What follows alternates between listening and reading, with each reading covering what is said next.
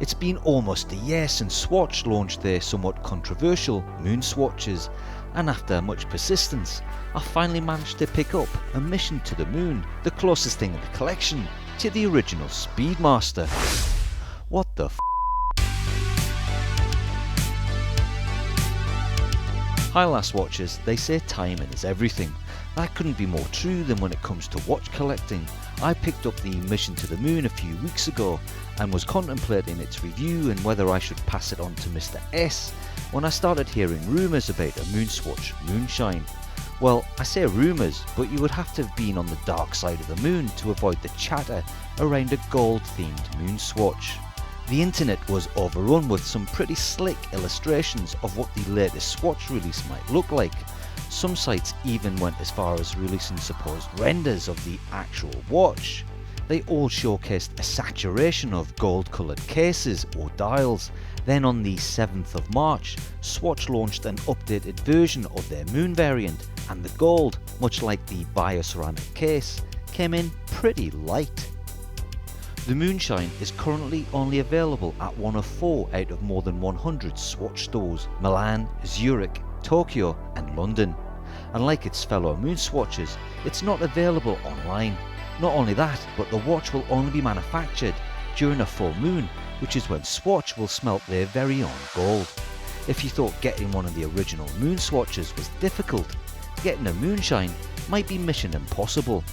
But I do have some buying advice later in this video.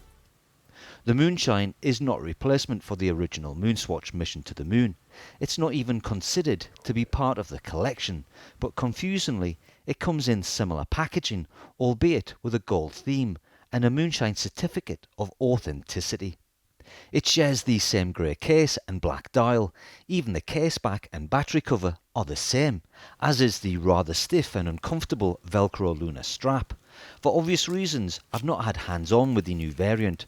I probably stand a better chance finding Nessie than I do the Moonshine, as I'm closer to Loch Ness than I am to London, but it's on record that the only difference between the Moonshine and the Mission to the Moon is that the Moonshine comes with a gold-plated chronograph seconds hand.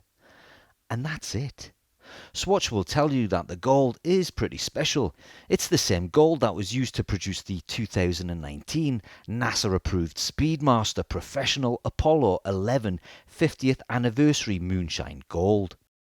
Swatch's patented 18-carat alloy consists of 75% gold, 14.5% silver, around 9% copper and 1% palladium. The missing 0.5% might well be moon dust. Interestingly, it's the copper, the cheapest element, that gives the gold its pale shade and enhances its longevity, but it's spread pretty thin as the chronograph hand only has a coating of that Moonshine. The value of the gold being used is approximately $25 or £20, which would account for the price premium of £245 for the Moonshine compared to that of the £218 Mission to the Moon. The Moonshine launch has definitely come at a bad time for my planned Mission to the Moon review, but excusing my earlier opening profanity, I don't see any reason to get excited about that imperceptible slither of gold. No one will argue that the Moonswatches were overpriced at £207 when they launched last year, but we accepted it, and more than 1 million customers have been happy to pay for something deemed quite radical and groundbreaking. Having Omega on the dial was also a huge draw that gave the speedy wannabe a label of authenticity. The standard Moonswatch is now £218, an increase of just over 5% in less than a year. The new Moonshine is £245 for a plastic watch with a plastic crystal and a quartz movement. Let's just put that into perspective. This is my Bulova Lunar Pilot, a watch that also went to the moon. This particular reinterpretation has a stainless steel case and bracelet with a high frequency quartz movement and a sapphire crystal. It's a full-on tool watch, and I bought it new on sale from a high street retailer for £260.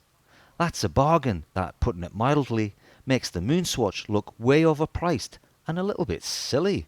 The only downside of the Bulova is its lack of NASA endorsement and its large proportions. Bulova have been a bit slow to the party with their Lunar pilot, but I think they are starting to realise its potential with the recent launch of a downsized variant in 2 different colour options.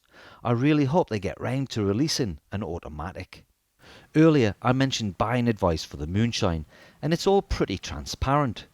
The Moonshines released on the 7th of March all came with a full moon production certificate stating that they were born during the full moon night of February, that being the 5th.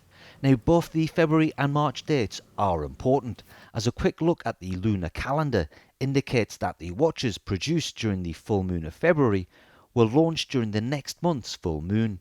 Therefore we can surmise that each production run will be available on the day of a full moon. The next release of the Moonshine should be on the 6th of April. If so, then it will follow that the 2023 release dates should be May the 5th, June 4th, July 3rd, the 2nd and 31st of August, September 29th, October 29th and November 27th. There are a couple of caveats. I'm assuming that Swatch are using the UTC, i.e. GMT time zone as a reference. This may not be the case, and the days may shift depending on your time zone. The lunar cycle is 29.5 days, which beneficially will give you 2 release dates during the month of August, but the final full moon of 2023 comes on the 27th of December. There's a chance stores may be closed for the holidays. None of this is guaranteed, but it might well save you a wasted trip to the Swatch boutique. The Moonswatch continues to be a very divisive watch, not helped by their lack of availability and crazy resale prices. I know several owners that have gone as far as to label the watches as cheap crap and a Swatch cash grab, whilst happily wearing the watch on their wrist. Like them, I am not infallible. I got lured in by its looks and succumbed to its charms, knowing how delicate that crystal is and how brittle those pushes can be. It's by no means the tool watch that it's based on. My plan is to wear it carefully, to see how we bond, and possibly buy the real Speedmaster at a later date. An affordable try before you buy scenario. Ironically, I bumped into a guy in the Swatch store hoping to pick up a mission to the moon who was already wearing the Omega original. He said he just had to have one. The Moonshine release shows that Swatch are obviously looking to capitalise on the success of their original Moonswatches, and although that gold may add value to the watch, I would have preferred they spent the money on a sapphire crystal. I'm sure its launch is just the next iteration of what will be many more Moonswatches, in a similar way that Omega keep churning out a never-ending variant of the Speedmaster. I'm already looking forward to the Wolf or Blue Moon. Share your thoughts on the Moonswatch collection and the Moonshine release. Thanks for watching, be sure to like and subscribe, and I'll catch you all in the next video.